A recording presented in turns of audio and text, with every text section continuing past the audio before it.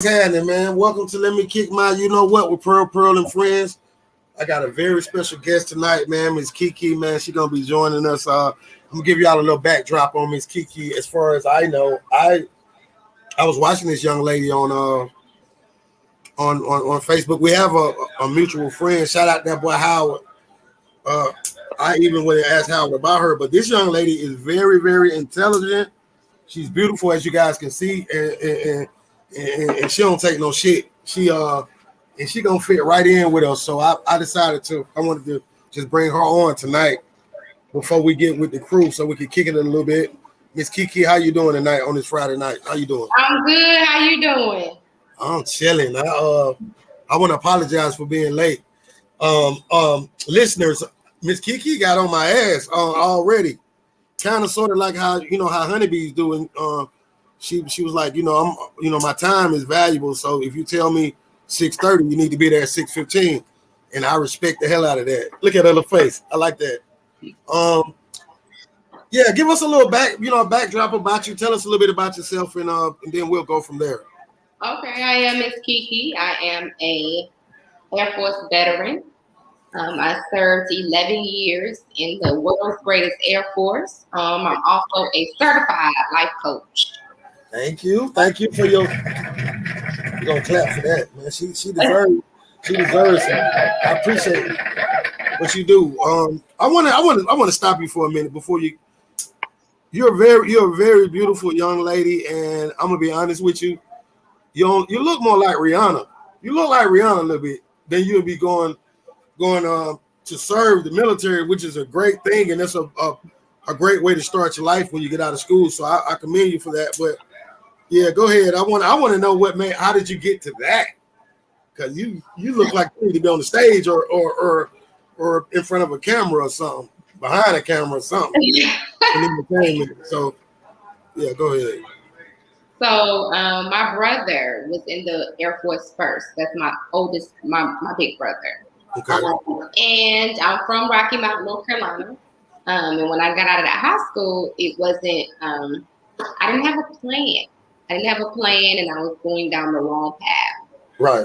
So he inspired me to go to the Air Force, and I went in a year after high school, and I loved it. I don't regret it. I needed it. What did it do for you as far as like maturity and things like that? Well, it helps you grow up fast, but a year in, I had my son. So out of the discipline from them, I had my first kid. So both helped me grow and become the woman that I am today. I would tell any young person, if you don't know what you want to do, go into the military. It is not as bad as you see on the news or what people say. Go into the Air Force. That's a great point, because I think most people have it misconstrued about the military. Like you're very beautiful. I wouldn't want you to like be on the front line with it. And you got that tiger in you though. I'm sure you. But so pretty much, do you think young ladies have to worry about like getting hurt or anything like that if they go into the military? No, but it depends on your job. So I was equivalent to a human resource manager. So I did a lot of paperwork. I wasn't the one going out there. I was the one sending you out there. Right. So it depends on your job, what you like to do. So, what could it ever get to a point to where you might have had to grab a AK and go out on the front, or would it be we're just losing so bad that you know what I'm saying? Yeah, if I have to go overseas, I'm trained in my weapon. Okay. Mm-hmm. Okay. So you know how to shoot? Yes, sir. Yeah, that's scary, and it's scary because the way your eyes look, you look like you don't play. Yeah, that. I think at the time we all look at the news and we see what's going on. I think everyone should know how to shoot. Yeah, you don't know what's going to happen. I'm a single mother. I have 2 kids I have to protect. Right. Well, yeah, you're right. You're absolutely right. But go ahead and get back to you though. I'm sorry. You'll get used to me, but I just think that's the most interesting thing. I'm actually going to ask you a lot about that because I'm just interested in knowing, but yeah, you can go ahead and finish. I was done. I just think any single mother, you need to be ready at all times. Okay. Because you just never know what's going to happen. And society is crazy. You just don't know. Right. You get anywhere. You hit the grocery store and things are happening. At the mall, things are happening. And That's you need to take right. Shit, just jump off. You're right. Mm-hmm. Okay. What city are you in right now? What city you live in? I live in Raleigh. Raleigh, North Carolina. Mm-hmm. You been there your whole life? No. When I got out of the military, a few years later, I've been here now 4 years. I got out of the military in 2016. Okay. 2016. So where were you born at though? Like what city were you born? Rocky Mount, North Carolina. Rocky Mount, North Carolina. Rocky Mount. That's where my boy from. Yeah, he just passed away. Damn, man. I got a partner who was from out there, and I met him through, in the music business. Okay. Jay Scott. Okay. Yeah, but Rocky Mount. How far is that from Raleigh? I've been to Charlotte, but I've never been to Raleigh. Is Raleigh a big city? It is. It's the capital. Oh, okay. I'm sorry. It's not big as Charlotte, but it is the capital. Yeah, I thought Charlotte would be so, because Charlotte is growing now. It is. Yeah, they call Charlotte like the baby Atlanta. Some people do. Mm-hmm. So, have you ever been to Atlanta? You ever been out here? Okay. Yeah, you look like one of us. You look like an Atlanta girl. Yeah.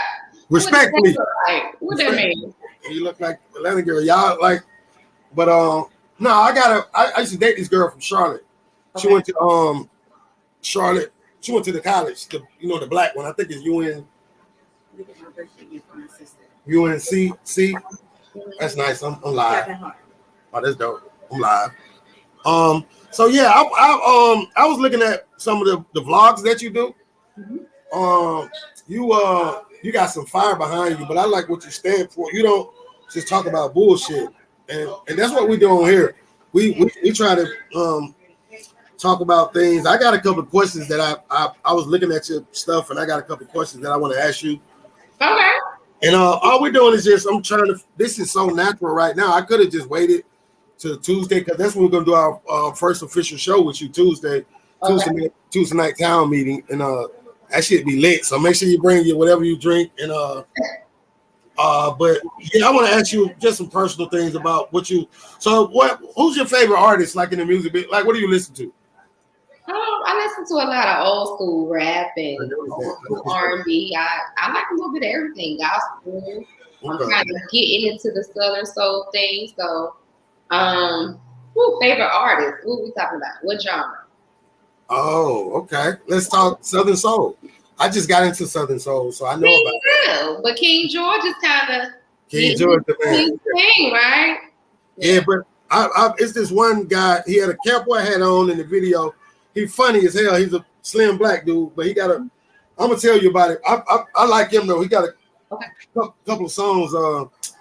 I got a DJ partner of mine, DJ Leon. He actually turned me on to Southern soul. He told me I should write a song. He said that's the next big genre.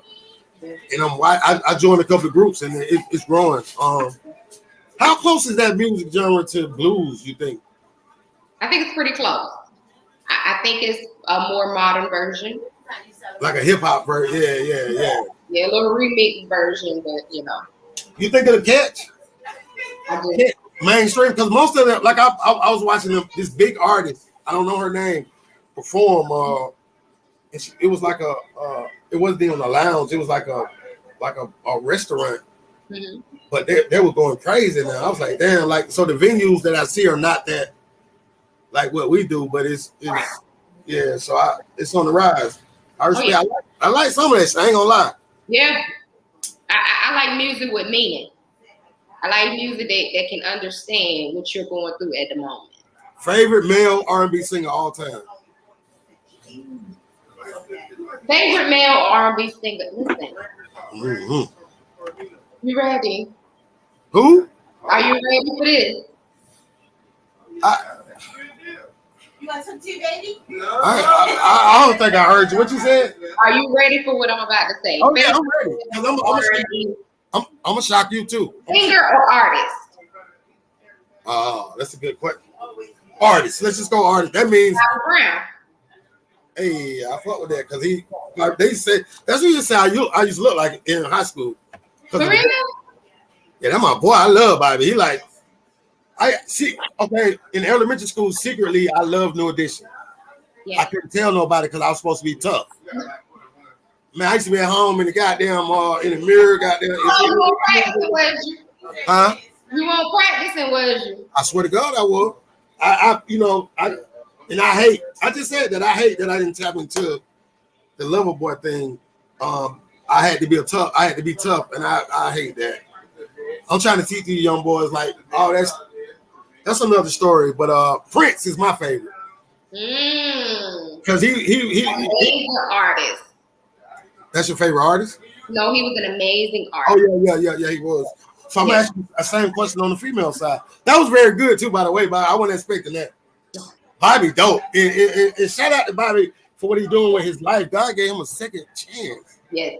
And his documentary. He has a show out now with his family, and it's an amazing. Yeah, I gotta watch it. Is it good? It's really good. Is he redeeming himself? Like he's trying. He's trying the best he can with health conditions and having a wife that's very supportive, but also his manager. It's amazing. If I had to, that's how my career has been on a smaller scale. I ain't gonna lie. And it's like, I want him to win so bad because he's been through so much. Yeah. I didn't lose two of my kids. I lost my son though, and we were very close. So I just feel so bad. I feel bad for him, but I'm happy to see him. It seems like he got little kids, right? Yes. Isn't that amazing? Yeah. He got a whole second chance. Like, so shout out to Bobby. But so who's your favorite female? Fantasia. Who? Oh, Fantasia. Love her. Love the passion she puts in her music. You can understand what she went through and going through, and I love that about her. Right. I'm gonna say, for me, it's tough. It is. Cause I like Lauryn Hill. Erykah Badu is like it's just so much about her. Oh, she's so dope. Everything about her just drives me crazy. So it would be Erykah Badu, but my favorite rap artist right now, I'll tell you right now, I like the City Girl, Carisha. Now let me tell you about her. I was fooled. All that hot girl summer shit, I was like, man, I tore their hands up that summer. Because that mentality sets us back. Man, that young lady wouldn't have got her money. I understand now she's so smart. Have you had a chance to watch her podcast yet? I did. What you think? I think she's doing amazing. As an artist, especially when it's multiple artists, you have to set yourself apart too. You know, rapping is amazing, but what else are you doing to get your income, multiple streams of income? So I think what she's doing is phenomenal. I'll be honest with you. She's transparent. Very. Like you are and like I am, and I think people like us, we can identify quick. I like the way she handled Diddy on the first one. Yes. Now she's madly in love with him. You can tell. I love it. Yeah, me too. I hope he don't play with her though. You know, because she gonna go down hard. Maybe he learned his lessons from other women. So maybe he's now in a place where he's ready to be more settled. How you feel about him? Like they were at some award show. I don't know what it was, and he said something about Cassie, and he didn't mention her. I know you know about that. Okay, I'm gonna take it back. Miss KeKe, if you were in Carisha's shoes, you and Diddy dating, y'all, and you know he, from the looks of it, he crazy about that girl. It wasn't politics because he don't have to politic right now, so he can't kick that shit. Like it went. How you feel about that whole thing? Like if that was you, like. Personally, I didn't care for it, but I'm hoping they had a conversation before he said that, and she understood why that was about to happen. Because that's important. Effective communication is important. Let me know before you let the world know. So hopefully there's more meaning than what we saw. You know. And you're right. You know.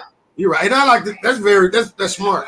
You're the first person to actually, especially a woman, to come from that angle. I'm sorry, I got a visitor. I'm sorry. You want to say hi to the pretty lady? Say hi to the pretty lady. Say hi. Say hi. They let my grandson come in. I'm sorry. He's so precious. This never happened before. I love kids. Yeah, you can't talk to her. You can't have every woman you see. You can't have grab her. So,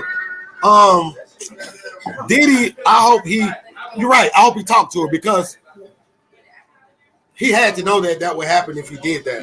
Mm-hmm.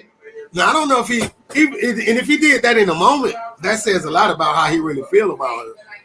Because I couldn't see myself doing that. Like, absolutely not. It kind of fucked me up because when I saw that interview, I was happy for him. I was like, because I know I date younger women. I'm 51 years old, and I date young, and I know when you get the right one, what they do for you. They give you a new life, like new energy or whatever. I don't think I ever go through that again. When my son passed, it fucked me up. But it seemed like Diddy was like he was I'm sorry, he was like.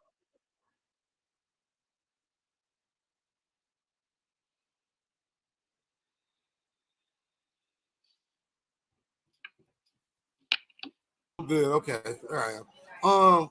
It seemed like he was happy, and I know she liked him. You could just tell the way she, because this but I watched something last night with them, and it was weird. Like they were on I guess a FaceTime or whatever, but it was live, and he had an attitude.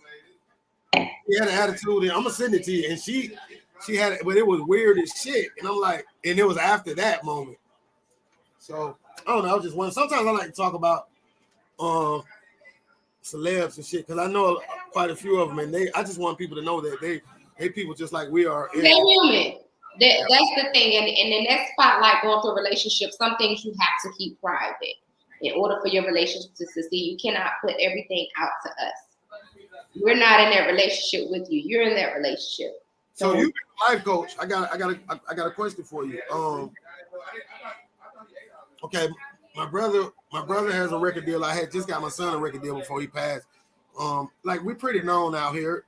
But since I started doing this, things are starting to change. And I'm starting to get the inboxes from the girls that I used to want to mess with that don't want to, my mind is like I'm far from that now. So new things are starting to happen. I'm getting all types of what kind of advice can you give somebody in that moment, like when you just starting to take off?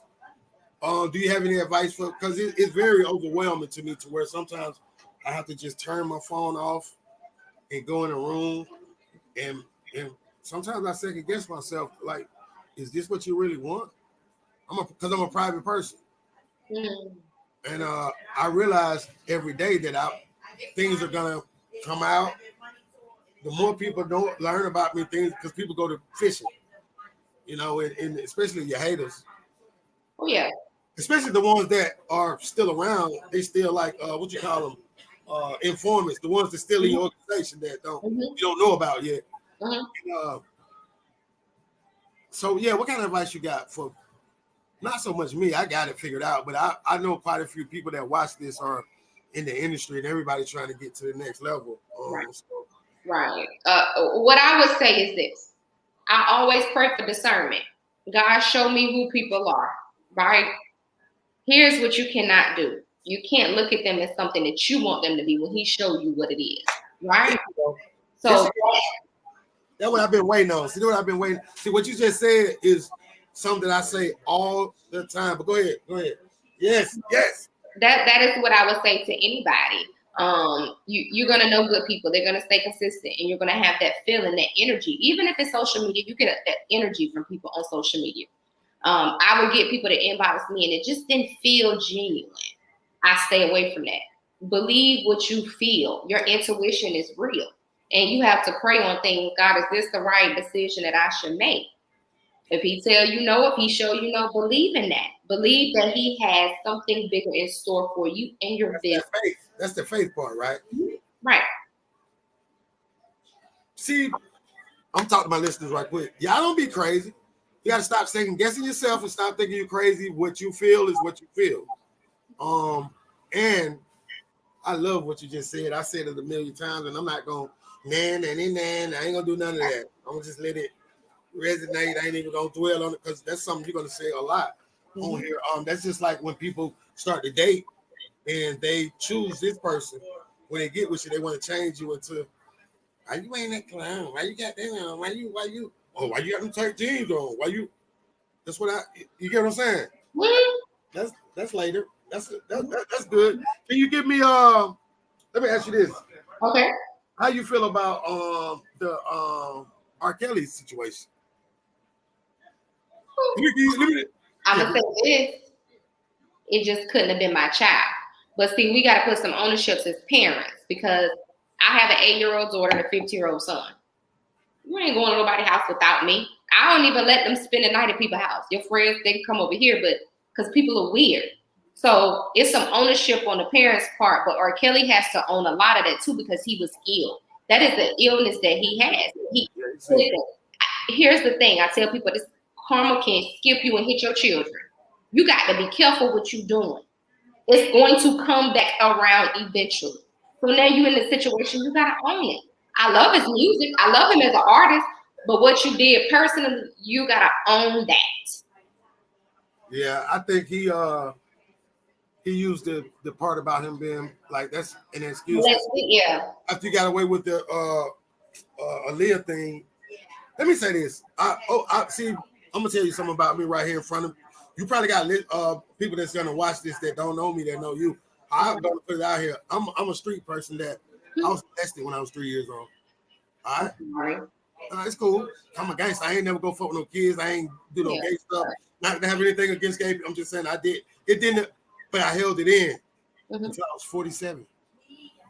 Because our community has us, it is by us, the black men, and it's like we can't talk about things like that. So that's why I decided to come. I just want you to know what you're working with. I decided to come. I got a lot of people that look up to me, a lot of people that, yeah, it happened to me. It wasn't nothing I could do about it. But if it happened to you, come and talk about it now.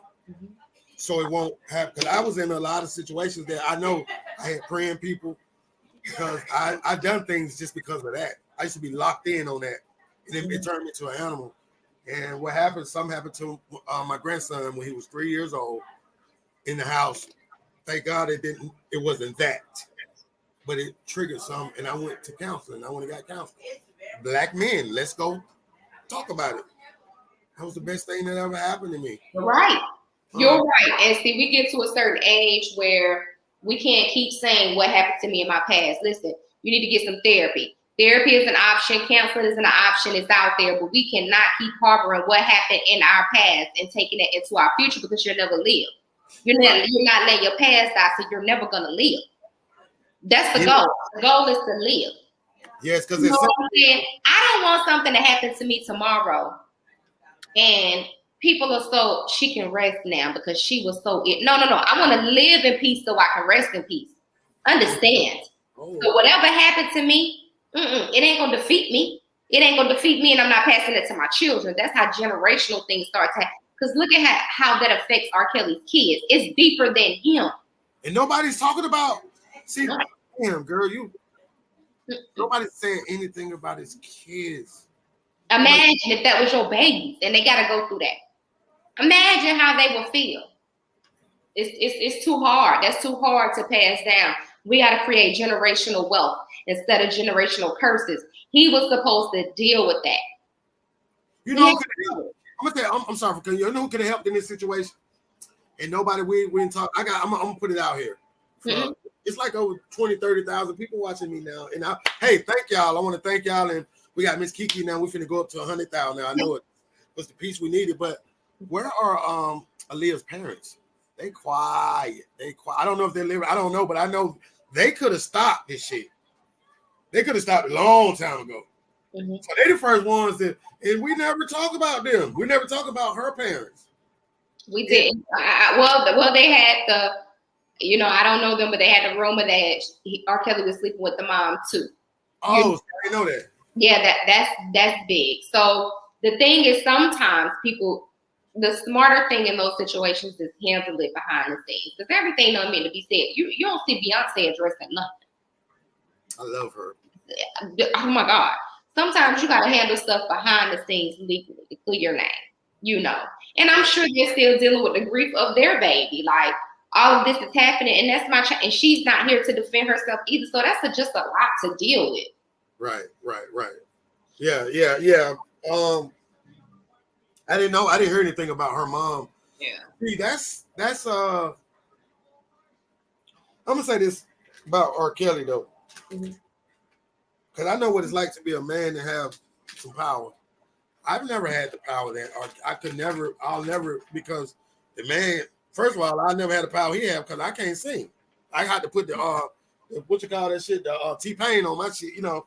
But little auto-tune. Yeah, I had to put the auto-tune on my shit but yeah, you can sing, nigga, you can sing to a woman, that shit make a woman.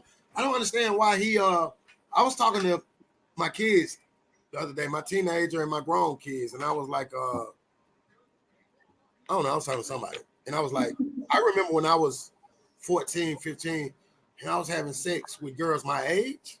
It didn't feel right. I didn't like it because it felt like they weren't ready yet. Weird to me. Like now, I didn't know that. I didn't know what I know now, so I'm just saying I can share how I felt.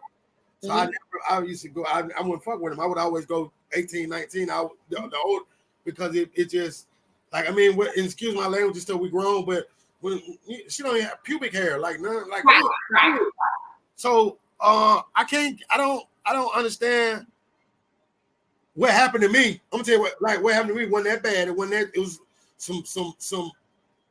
My mom left me with my stepdad's brothers, and they were some fuck niggas. Okay, that's all it is to say it. Now, I thank God it wasn't that bad, because I don't know if I could live with myself. Because I'm just saying, it's a lot, and I still deal with it to this day. We don't. First of all, when shit like that happens to a black man, especially somebody like me, I'm an alpha male, so people don't like my confidence. Why he's so confident? He got a gap in his mouth. He's 5 foot. Why he's so confident? They don't understand that I build this persona. I don't want nobody to hurt me no more. I've been this way my whole life. You understand what I'm saying? Since that, and I think that's enough to fuck a person up. So I thank God. Like I really feel like I'm different, and I think he had me to go through all this so I can help the ones that's going. I know it's some young niggas out here, 22, 23, that somebody done played with them, and they out here killing though. So what I want to do is get to them like, yo, first of all, let's deal with that, young. That ain't your fault. You ain't nothing to do with it. Because the people that did, I'm gonna tell you, the people that did this shit to me, by the time I start doing shit in the street, it was him. They were gone. God had already, because God knows. He handled it. Yeah, so I just want young fellas to know that it's okay. You ain't had nothing to do with it. I don't blame my mom about it because she was at work. She tried, you know, and back in them days it was different, but it was very taboo. Now, why was I 3 years old and I didn't tell nobody? Because that's what our community teaches us. I'm saying all this, so I don't mind throwing myself out here. Because I ain't shit nobody can tell me. I get out here and get it. Hey, I went from there and I did it for real, me. So I ain't worried about none of that. But how is it that I didn't say that when I was 3 years old? I didn't tell my girl, I didn't tell my mom. We teach our children. If the little brother slapped the shit out the big brother, after the mama whoop him, they say, now your little snitching ass, you ain't got to be the snitch. You understand what I'm saying? They didn't know tattletale. Stop telling. Some shit. I think even in the streets, we got it fucked up. We got to take that snitching word and really because a lot of our lives are being fucked up on the most dumbest shit. And it sounds stupid for us to be talking about. It's real. Niggas is dead right now about that stupid ass shit. Niggas is dead right now about that stupid ass word. I didn't tell something that happened to me. I was 3 years old because I wasn't supposed to snitch. Nigga told me. 3 years old in the projects in Atlanta, Georgia, 1973. This how long this shit been going on. And that's very common in the black households. Excuse me to cut you off. That's very, very common. It happened. You know, it was a lot of that, and you don't talk about it. It was just kind of swept under the rug. That's not healthy because you damage each other. Here, I feel so bad for men because you all were raised not to talk about a lot, not to show emotions, not to. And us as women now that want those men, we gotta reverse that. We want you to show the emotions, but you was growing up to say you don't do this because you're a man. And I really feel bad for you all. I'm gonna tell you something. That 3 months ago, Mm-hmm. 4 months ago, my son passed away. Mm-hmm. I was this close to doing I was this close. And that's not my character. That's not. But those are the ones that the lessons. And I'm not nowhere near there now. I got I just showed you my grandson. I got too much my grandson and his cousins. They need me. They want me. Yeah. And that's enough for me to. But man, it is tough for us. And I think this is like I have this lady on here named Destiny. Miss Destiny, come on. She said, "Why don't black men talk about their health to each other? Y'all just die when y'all 40. Y'all don't. Nobody talks about." So I'm trying to get a group of men to come on here to talk about health. Okay. To just like y'all do. Yeah, women do it. Mm-hmm. Girl, I gotta go get my whoop. We don't talk about when we gotta go get the thing where the doctor got to do his thing. We don't. And a lot of I'm gonna be honest, I haven't done it. I'm 50. Right. Yeah, right. I'm saying, I'm on the way though. I'm going on vacation that week. Because I want them, I got to do whatever I got to do for them. That's it. I want to be here. I want to coach my grandkids. I want to, you know what I'm saying? So I'm going to do it for them. But what I'm saying is it should start earlier. We need to teach out. I got my 16-year-old. I'm going to beat it in him. What society put out here, that ain't what's real. Especially what our community put out here. Mm-hmm. Mm-hmm. You got emotion, don't hold it in. That's what make us go kill. That's right. Once I started doing fuck shit, I'm gonna tell you something. I was taught to hold that shit in or whatever. Or I got tired of hearing. See, okay, I was a young man in the house around all women, wasn't no man around. Mm-hmm. Because the system designed this shit for the man to be the scope. So now all I hear is niggas ain't no. I'm growing up. He ain't no good. Oh, that nigga ain't no good. They talking about the men that they deal with and each other's men and all that. The one thing I never wanted to do was I didn't want to be that nigga. So in all of my relationships, if shit go bad, because first of all, black woman, when the shit go bad, black woman ain't gonna tough it out with you. And just keep it going. And let me rephrase that. Okay. Before I get fucked up on here.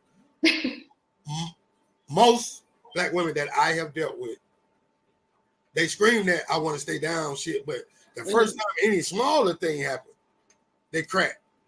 You know why? Because we get tired. Because we get so bogged down with stuff that don't matter. By the time something that do matter, we're over it. We're done. Here's the thing, and I tell men this all the time. Who wants to be Bob the Builder? We want somebody to come to us whole too, because we're not bringing those issues. So why do I have to deal with that when I'm not bringing it to you? I want somebody that's equally yoked like me.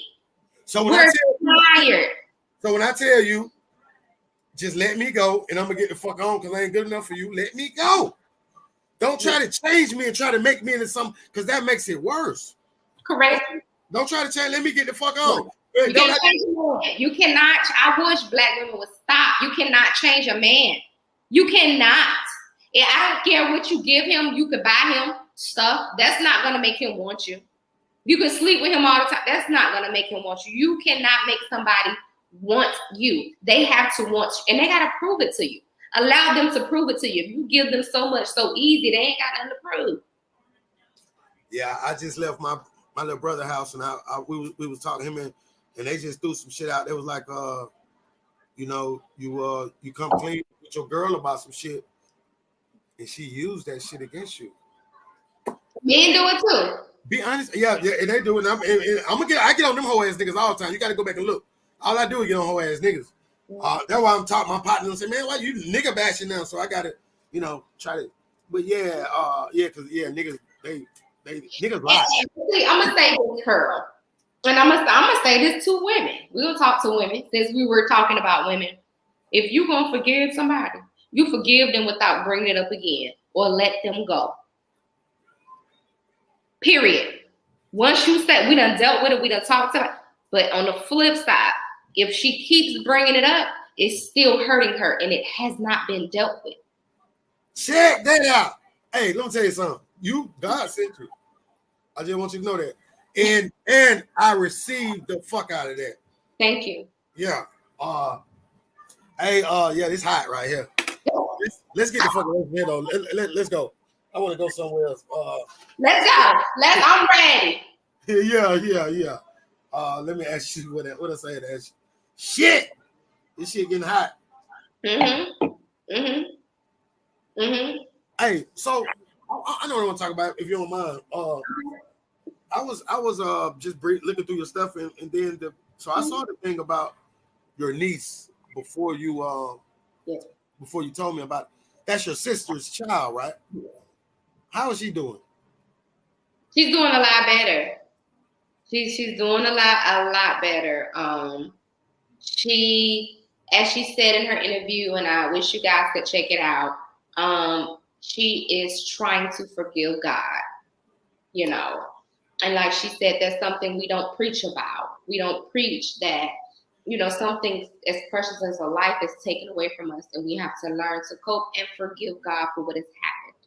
So that's the stage that she is in. She's doing so much better. I love her. How long ago did it happen? My niece passed in 2012. Okay, so it's been a while. Yeah. It never goes away. 10 years. It never goes away, do it? No, it doesn't. No, she's just learned coping mechanisms. So she's just learning how to cope, but that pain never goes. It's a void. It's a hole in your heart after that, you know. But that is what she wanted everybody to know. You have to learn how to forgive God in order to move forward. Okay, now I had a different take on it. I mean, Shaq was 28. Now one day, I don't know what, one day something came over me and I was like, when I started thinking about him and like moving into like, okay, the last 6 months of his life was the craziest shit. Shit was all over the place, but me and him had some of the dopest conversations I ever. Like he asked me why me and his mom didn't work out, and I told him I was like, "Shout, I wasn't ready for your mama. She was a dope ass woman. She was what blah blah blah blah." And he smiled and he said, "He like, man, that's some real nigga shit." Whew, I'm so happy about that. But I feel like after I thought about it, because Shaq was an artist, he was a rapper, and we had chances to go pick up money to go do shows and shit, and just like, bro, I just want to go studio. I just want to record. I just want to record. He recorded like I got so many songs on, so it's kind of like I feel like he lived his life to the fullest. He lived his 28, and God needed him. He was a beautiful person. Like no cap, like everybody, no one had nothing bad to say to him except for a few people that they deserved to, you know, they got what they deserved, but. Other than that, he was a great guy, way better than me. Like it's people that like I'm in the hood, I'm that guy, but they love me way more than they love him. Great person. And he didn't do half of the things I did as far as, you know, cashing out and stuff like that. He gave his heart. I feel like God needed my son, and that gave me a sense of pride because of the way he died.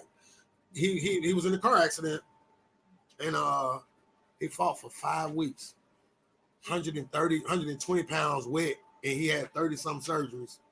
This shit is like unreal. And the last time I saw him, he still had his eyes open. And I told him I left and I said, hey man, you know, it's all good. I said it's enough. And I thank God his sister got the chance. When his sister got there, after that, he waited for Cameron. Then when Cameron got there, he expired. She said as soon as Cameron left, he died. He waited for, they had a situation. He waited for her. She said, hey, in the back, she here. Yeah. So I feel like that, but I can imagine a baby. It was devastating. It was extremely devastating. And my heart goes out to you as I sit here. My heart really goes out to you and your family because, you know, he was grown. You know, you were seeing him become the grandchildren. And then we hope that, you know, they get married. My heart goes out to you. And in those moments of my niece, I got to my sister within 12 hours. I was stationed in South Carolina at the time, and she was in Colorado. Okay. So I got the call at like 2 or 3 in the morning that my niece. You drove? No, I flew. I caught a flight and headed straight to her because I knew she needed me. I knew her and her kids and her husband. I knew they needed something familiar because her husband was in the military at the time. Okay. And just to feel her pain of she had to see her daughter die, and the doctors didn't save her baby. So just the negligence of the hospital and that pain, I couldn't take that away from her. Like I protect my sister and my brother. I'm the youngest of 3, but I know I can protect them. And at that time, it's nothing that I could do. No. And that is strength that you all had. I always go back to the book of Job in the Bible. Yeah, yes. When you are dealt with different life situations and it don't break you, that's a strength, honey. That's our ancestor strength. That's a strength you can't pay for. And I'm so sorry that you had to go through that. I'm sorry my sister had to go through that. But just to see how resilient you all are, and y'all keep going. You know, you keep going. Now you have a personal guardian angel. Everybody don't have that. Whew. That's why I'm here. Man, your bitch ass crying too much, home. Bitch ass, stop all that bitch ass crying, my nigga. Goddamn. That made me good. Crying is healthy. No, it's very. I'm joking right there, but every time I cry, I feel better afterwards. Yes. I recommend that shit. Actually, I've been a fuck nigga my whole life. I used to hold it in and be about to die inside. When you let that shit out, ooh, it's like almost like an orgasm already. It's a release, huh? It feels so good. Yeah, it does. So I got all good thoughts, but when I saw that, I was like, I remember I was riding in the Uber to the Shaq had a car accident. 3 years before that, me and my other son in here had a car accident. I was knocked out. I was on the phone with Shaq at the time. He went in there and told his mama, my dad has just had a wreck. I don't know if he's gonna make it. She prayed, like, God, please let Pearl make it, because my son is not gonna be able to make it without him. That's how close me and Shaq was now. So it was like if he was alive, he'll be right here, right now, trying to holler at you, trying to talk to you. I ain't lying. Yeah, but so yeah, she said she prayed. She said because she knows. So she looked at it from that standpoint. She said if one of y'all had to go, it had to be him, because you can make it without him, but he can't make it. He wouldn't have been able to make it. He would have been very violent. He would have been he's uncontrollable. I'm the only one that control him, but he's definitely the only one. Like Shaq saved so many lives when he was here. Just how cool he was. He was my son, but he was different. And one thing I want to say about him before we stop, he went to the same neighborhood where I reigned at, and people didn't even know. He went out there and made his own way, and that's what I respect about him the most. He made his own way. He didn't try to go off. They think they better than, like my 16-year-old right here. They think they better than, and that's what it should be. Right. With that being said, they shouldn't make the same mistakes that we made. Those that come before, we got to drop that shit on them. That's right. Your sister's daughter, she would have been 14 today. Am I right? She was only like 15 months when it happened. And it was in 2000 what? 12. So it would have been 10 years. She was 11. Yeah, my man way off. She turned 11 in April. That's that Georgia education. No, I just fuck with you.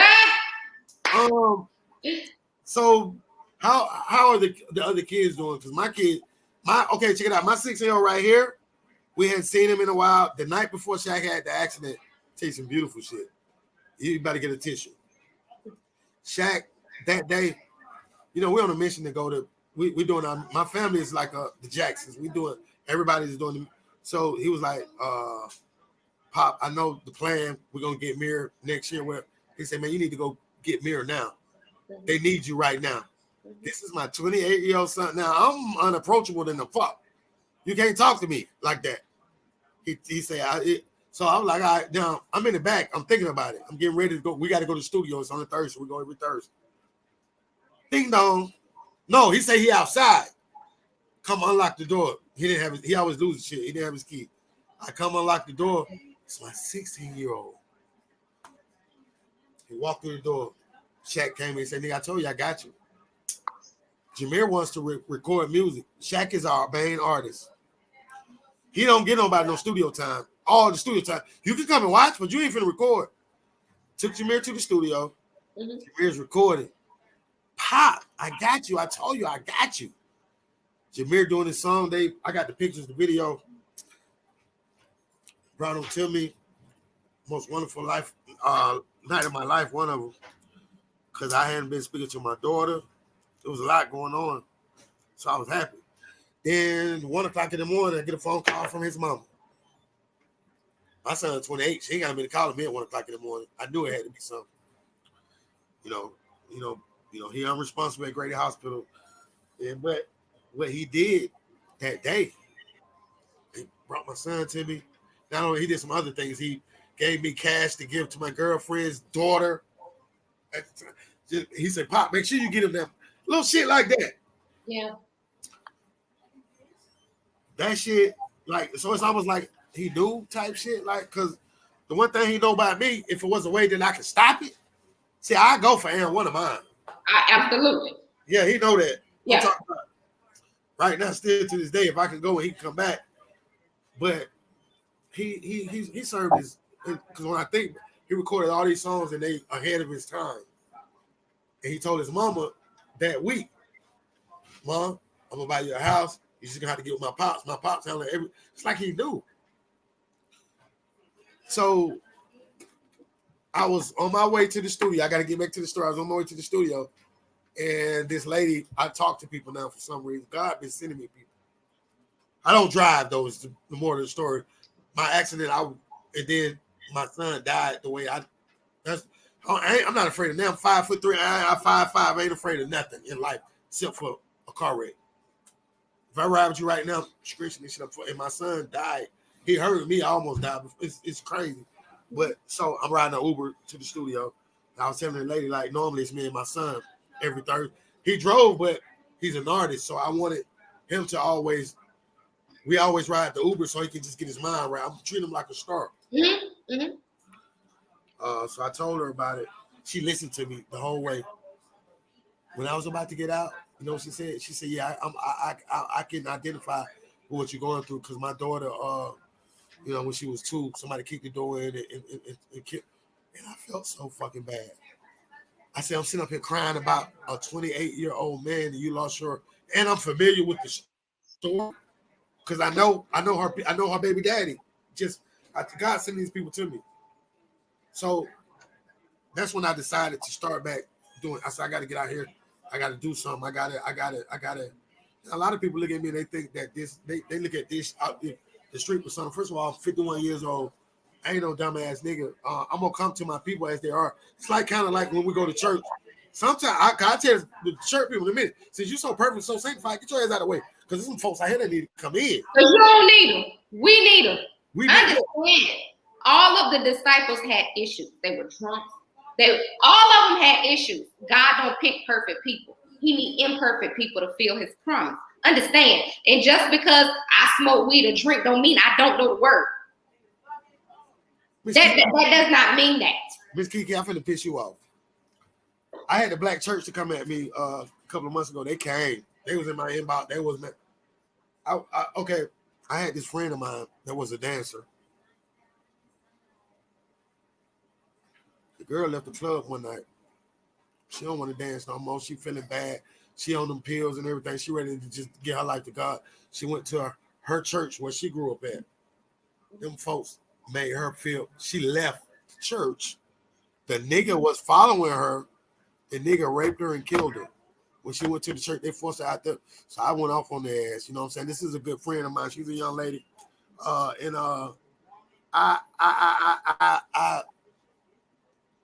You can understand how I feel about it. Now, I'm not saying all y'all black church. Right. It's a lot of church hurt, though. I have church hurt. I have church hurt from a pastor and his wife. It's a lot of church hurt. The only way we can get past that is getting the word, and I'm pointing over here because my Bible's over here, and know it for ourselves. And that's why a lot of people do not, especially Just younger people, we don't want to go to church because of the hurt, how they're going to look at us, how they don't take us in. Everybody got these titles, and that can be a lot overwhelming. That's not your purpose. That was not Jesus' purpose. He didn't walk around here and flaunt his title. And that's what people don't understand. You're here to help, not hurt. Yeah, my spirit talking, and you already my sister. Hey, let me kick my shit, listeners. This my little sister too. Mm-hmm. You said a couple of things already, but I gotta introduce you to my little cousin Aisha. When I have to have prayer on here, she's the person I go get. I'm gonna tell you about Aisha. A couple of weeks ago, Aisha called. I had a lot of stuff going on. I was suicidal at the time. I ain't gonna lie to you. Okay. She called, she talked, she did the praying, she prayed over the phone, but she started doing that. I don't know what they call it. Talking in tongues, speaking in tongues. Woo! That's real. Mm-hmm. Because the little things were coming at me and I was scared. They call them imps. But it was like 1,000 of them running out my house. My little cousin, she's my little cousin. Mm-hmm. I take care. If anybody touch them, I took care of them their whole life. She had to come and save me. And listen, man, I've never, when I used to hear people talking like that, I'm like, man, no, it's real. And but what I want to say is that you just said something that reminded me of that. You got that same spirit, because she had some church hurt. Now, about 10 years ago, I was the only one in my family that would take her serious about. They were like, man, Isha tripping. And something happened with the pastor, the pastor's husband, and her. And we never talked about it. I just told her, I know she went through some fuck shit. It don't matter. I'm here for you. And wow. Do I need to go see them? That's it. Because if I don't need to go see them, don't call me if I don't need. Call me when it's time. So, but my spirit told me to do it. I was going to call her, but I'm wait. She just moved in her house. She just went through something. She just had a relationship with a narcissist nigga. And we did a whole show on that. But I've been one. See, the one thing about me, I'm your co-host now. I want you to know about me. Right. I talk a lot. Like when I be spending when I speak to niggas, I'm talking to myself a lot. I was a whole fuck nigga. I realize it now. I'm trying to correct but the one thing I'm not gonna do is change the way I am. Be you. Yeah. People be authentic, be genuine, be you. The right people will gravitate, and those that ain't feeling you, them devilish, them demons, they gonna leave anyway. So always be you. You gonna make people uncomfortable because you. That's another thing I want to tell. I tell my listeners all the time. Okay, I did that for 10 years. I was done I'm fly. Oh, look, I ain't sold no dope since whenever, but all my friends, they got money. A couple of them got millions, a couple of them thousand, so it don't matter. When I come around, the room is mine. I went to work at Kroger. I was pushing buggies. I'm gonna just say I was 40 years old, pushing buggies. I had shorts on at work. You know, a nigga got shorts on. 40-year-old man don't need to have no shorts on at work. So I went and told him. He had a hoochie daddy shorts, did you? Nah, hell no. You know, I'm trying to know now. Nah, hell no. I went and told the lady, but anyway, she went to the meat department, and I found my way. I don't know how to change tires. I don't know how to fix on nothing, but I know how to cut meat. That's my thing. I ended up being the top paid person in Kroger, the person that worked. I was a meat manager in the state. I did that for me. So I did it. I did it for 12 years. Then I gave it back to him. I work 15 hours a week now because I put the time in my businesses. That's how much I believe in myself. But I had to do that because it's time for me to go. See, I held myself back. Hey, bro, you need to goddamn, man. What I realized, these people want me to cut my shit back to make them feel uncomfortable. I mean, to make them feel. But they get to be themselves. Nigga, I'm an alpha male, and if you ain't there, I don't need to be around you no way. Because I thought you would. Because I've never had a problem with another real person. Think about this, what I'm finna tell you, and think about the problems that you had. Real people never have problems with other real people. That's right. We either talk it out. That's right. It don't. And I ain't talking about fighting and no, that ain't real. We can communicate. I used to respect this person. I used to love this person. So we're not gonna kill, but what I can do, we can talk it. We can talk it. That's right. So I never had a problem. So every problem that I've had has been with a person that's not on my level.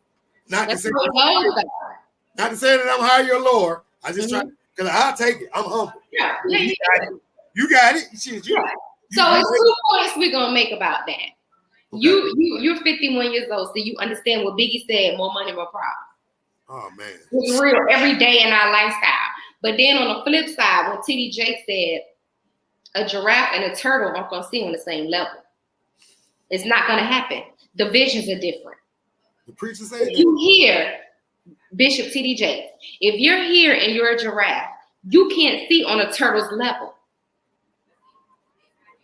I heard that in 1986. And you know who told me that? A prostitute. I hung out with a prostitute for 6 months. I'd be selling the dope, and she raised me kind of in the streets, but beautiful person. Right. Society looks at her like, you know what I'm saying? And guess what she's doing now? Yeah. She's an RN. She's been an RN for over 20 years. That's amazing. Yeah. Shout out. Yeah. She told me she was saving her money to go to school, and get what she did. She went to school. That's amazing. Yeah. So that's another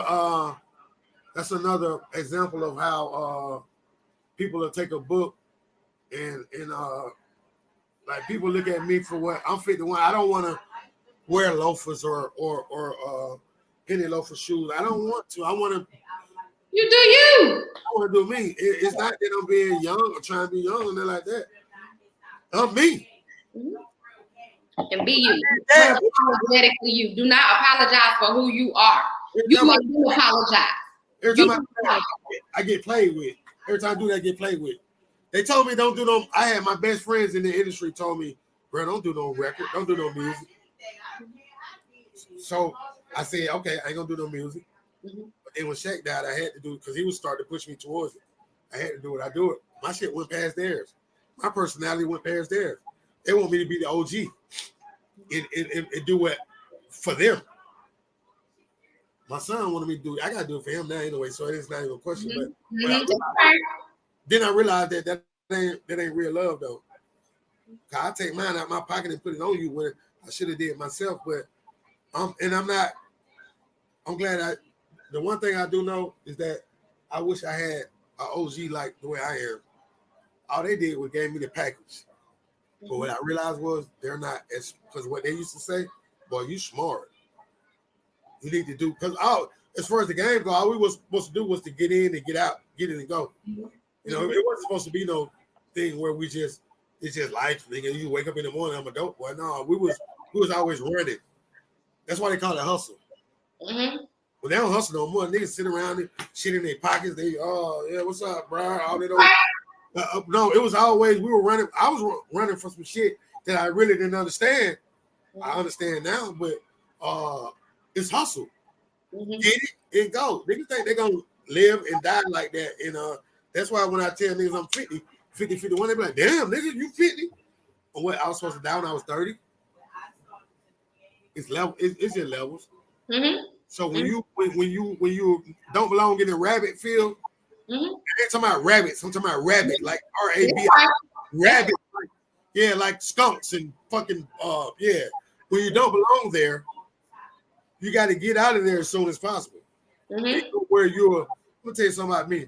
People that play golf, they got $5 million homes and shit like that. They love me. But the people in my community, I got niggas that call me lame. Some of the dope boys call me lame.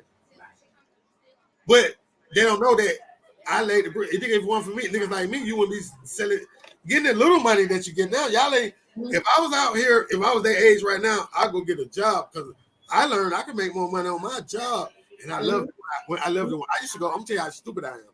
I used to get my paycheck, and I go to the hood every weekend. I mean, y'all broke ass niggas. I just did this on the job. It's not the same. It's not. They don't want to listen to. I don't tell them to try to. I be really trying to help them. I'm at where the ones that want to be helped, we're gonna go, and the ones that not, I don't. Because they save everybody, and that's the thing. I was telling somebody that a few weeks ago. The OGs aren't OGs anymore that I remember growing up. You understand? The OGs now want to fit in with the young folks, and you can't do that. You're supposed to be leading and inspiring the younger generation, but they don't want to do. They want to be like them. So always set yourself apart, and you don't conform to them. You don't ever conform to them. They don't want to understand that. That's just not. You outgrow situations and places. I think I'm better than I know where the fuck I come from, but I know that that's not me anymore. Sorry, I'm over here. Love you. You know what I'm saying? But it's just not me anymore. And don't apologize for that. Right. I just think I don't speak to a certain group of people. Mm-hmm. I'm not the one to speak to them. Mm-hmm. Bro, don't get mad at me because I ain't supposed to speak to you. Because you see me speaking to these people. You know what I'm saying? So I feel like because I've done myself down a lot to try to be humble. The part of what they say, you gotta be humble, you gotta be. I've given people chances that don't deserve, they're not on my level. Mm-hmm. No, in no way. My friends, they wouldn't fuck with people that I fuck with. They be like, Fred, what the fuck? Mm-hmm. I always like to give people a chance and stuff like that. Every time I've done that, I've got burned. But I'm not gonna stop because I do have people that I'm gonna tell you a positive story. Okay. My nephew had a murder charge, right? Mm-hmm. He was facing a murder. My son was out here. They were planning to do music together. Mm-hmm. My son told my brother. Last thing my son told my brother was, "Shout out DJ Leon." He told him Trey he gonna beat this murder charge. He gonna come home. My nephew came home. I gave him the formula. What I give all my young niggas, the same formula. Mm-hmm, mm-hmm. Trey put out 2 albums. He's put out 2 albums. This nigga's been out here 10 years. Mm-hmm. I put their music out. They don't do it. Trey came and he didn't even call me and tell me, man, do you know how good that made me feel? Mm-hmm. And when I called him and told him, he was just smiling like, yeah, Mm-hmm. Those are the people that I need to talk to. That's right. That's right. Just let him go, because the one thing about me, if I'm humble enough to where I can listen to him, mm-hmm. like to a 21-year-old, mm-hmm. why would you listen to me? I'm 51 years old. I know shit. I took them bumps and bruises and shit like that. I still look good. I think I'm on mine. I still respect it. Mm-hmm. I'm respected by people that y'all respect. That's right. Y'all respect me. Y'all respect the motherfuckers that respect me. That's right. That shit is dumb. So but that's how the younger people are. They respect the what they see. They respect the lifestyle. They respect the I got to see your wallet and what you got on to respect you. They don't understand it. It's deeper than that. And that's something they got to learn the hard way. It's not real. It's not. It's not real. Not. Social media has messed people up. Yeah, so it's like now I just because God told me. And see, look, he started talking to me. I didn't know. Mm-hmm. He whispered. Mm-hmm. Mm-hmm. So, mm-hmm. So mm-hmm. I know it's real. Now, don't worry about you. People think I'm selfish. I've never worried about me, shouted. Never. I always know I'd be about to have a heart attack. He told me to do it. And so I still fight it. Mm-hmm. I fall on my face and I get up and he say, you don't listen to me sooner or later. It's okay for you to do you. So now I feel guilty when but I can't though. I can't because they need me. So it's once he speak to you for real, mm-hmm. move. I think because he used to send the signs. That's right. Yeah, but he said this nigga just ain't gonna get it. No, it's your turn. That's right. Yeah, I'm 51 years old. I should have got it 20 years ago. But I put when it's your time. We got to learn, and sometimes it take a few times for us to really get it. And I think that's what we try to teach our children. Learn from my mistakes. You don't have to go through what I went through. I've been there, done it for both of us, for all of us. Why do they feel like they have to though? Oh, they know more than us.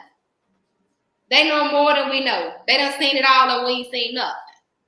I needed somebody to tell me, and I had nobody there. I wanted that shit. And so I don't, but you know what? But you know it's crazy because I tell my children all the time, you're growing up with a role model. Your first role model is your mommy. And we grew up with people that we knew we didn't want to be like. So they can grow up with people they want to be like, but we grew up with people we were like, oh, I know I don't want to be like you. Right. Yeah. Right. Yeah. So, I don't know, Miss KeKe. I do know this. I think I know you fit in with us. Thank you. I want you to get it when you get a chance to just go check us out. It's Okay. now we do sometimes I get on here, man, and I don't come to my I'm speaking to the people that need it. Like, man, once upon a time I needed somebody like me. Mm-hmm. It's okay. It's okay. It's okay. I went to work and I thought I was supposed to wear Dockers because I'm a certain age. You know, you got to do. Nah, man, I ain't doing none of that shit. I want to be me. Right. To the day I die. And sometimes I do, but I don't think it's. I think we should identify who we are, tap into that shit, That's right. and figure out how you can. If you ain't trying to service the community and like I'm not okay. So a couple of days ago, I'm moving forward. I'm not even having a conversation with people that you're not doing anything for the community. You don't do them a talk. You're not trying. You don't want to because I've opened this platform up for people niggas. Y'all complain about this and that. Shit, come on podcast. Come on podcast. People think they're too cool. Women think they're too pretty. We're not too pretty. Look at her. Y'all just lame. Look, my grandson did that. I'm sorry. Yeah. Okay, go there and press him up. No, give her a hand. We're gonna give me KeKe a hand, so we're gonna give her a clap. Give her a clap, bro. She did real good. You done you've done this before, right? Done what? A podcast. Before. I've done interviews when I had my clothing line. Oh, you got clothing line? I had, yes, when I was in South Carolina, I had my own clothing line. Oh, you used to live in South Carolina? What city? I lived in Columbia. I was stationed there. I was in the military, like I told you, so I did most of my time there. So how long were you in the military? 11 years. 11 years? What was your job? I was personnel, so I was equivalent to a human resource manager. That's some boss shit, ain't it? You was a boss. You was giving people jobs. Yeah. I did what I was supposed to do. I like that. Okay, y'all. Y'all see this shit. I like that. That's this little dude's trip. That's the right thing to say. I want to ask you about your sister. Is she part of a group? Like a group that no, she's not a part of a group, but she is starting her nonprofit for my niece. Okay, that's good. I'm gonna start a group with parents griefing, and I'm definitely gonna reach out to you and her. I'm so that's so sad, but she's strong. I love the conversation you guys had, and I can see the connection. Do you think this made y'all closer, or y'all just was already? Yeah, we was already. Me and my sister, my brother were close. Okay. Yeah. Okay. That's rare. That's rare. All right. I had sent you a message earlier. I didn't send it to you. I sent it to one of my other partners, one of my other friends. Y'all kind of favorite. How long does it take to get here from here to there? From here to where? I'm in Atlanta. It took me about 5.5 hours, 5.5 to 6 hours. Yeah, drive. How long it take flying? About 45 minutes. Yeah, roughly. All right. Because we're doing in a couple of months. We're gonna do some live shows at like a club and stuff. And you don't want to come, but I'm coming out there anyway because High Point. I think it's where you're from. They buy my music. Like they like the third. Is it High Point? Is it high? Well, no, not High Point. Right now. Yeah, where you from? And they buy, and I know that's because of Howard. But shout out to Howard. They buy my music and they fucking with my videos. So I fuck with them. I go out there and fuck with them. So we'll come out there and do a podcast. I'm gonna bring you out here, but I'm gonna go ahead and end this one. I'm gonna hit you up when we done. So we get. But hey, y'all can look for Miss KeKe Tuesday. Goddamn, if this was an interview, she passed it, and I'm gonna introduce you to honeybees like Sunday. No, hey, can you do it Sunday? What time? At night. Like 9. I could do 9 o'clock. All right, we're gonna do we do Sucker Free Sunday. Okay. Now, Sucker Free Sunday is our most ratchet night. We ratchet. So we're gonna have some fun. But I appreciate you, and I really hope you take a look at this and you come aboard. I think you're the final piece to us into the next level. Like, our show is gonna be better than a lot of established shows. I promise you. And God told me so. I mean, you can't go against him. Mm-hmm. You one more hand, man. Y'all give me KeKe a hand. Oh, thank you. Thank you all. You kick my shit. And also we do nights where it'll be Miss KeKe night where you'll take it and you'll take the whole and you'll do your own thing. And if you want us to come, you'll call us to come support you. But it's a family over here. And welcome to the family. I got to call the rest of them. Tell them I'm gonna send it to them. I'm gonna send this to you. And is this okay for me to? You feel good about this? I'm okay with it. I'm gonna throw this shit up right now. I'll see you later. Thank you so much. Tell grandbaby bye. Hey, yo, but you want to give everybody your social media? I forgot. Yes, I'm Chiquita Young. Chiquita like the banana, and last name is YOUNG on Facebook. On IG, I am Miss KeKe Young. So MS KeKe YOUNG, all one word on Instagram. And y'all can find her on the official Let Me Kick My Shit page. And y'all know I'm gonna be reposting. Y'all know how I do. Promotion about to come up. It's all good. Hey, I hit you in a minute. All right. Thank you.